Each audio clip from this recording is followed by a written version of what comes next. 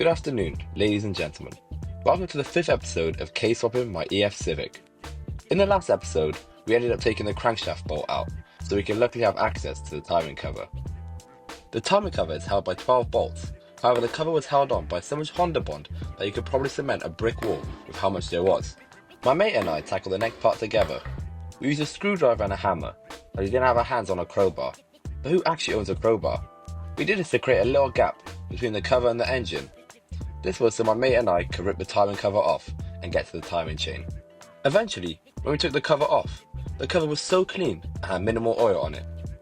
This is a good sign that there are no previous oil leaks, and it might just be a torn bearing instead of very fried pistons and bent rods. To get proper access to the camshafts, all we have to do now is take off the bolts holding the timing guides, timing chain, and chain tensioner.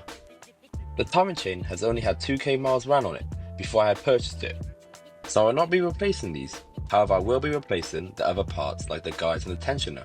The reason is I'll be upgrading to new parts which are more robust and more viable for higher revving and modified engine builds. Furthermore, it is less of a gamble and cheap insurance to not pass by. Doing this teardown has been so satisfying and essentially very simple, where you only have to follow basic instructions and be precise now and again.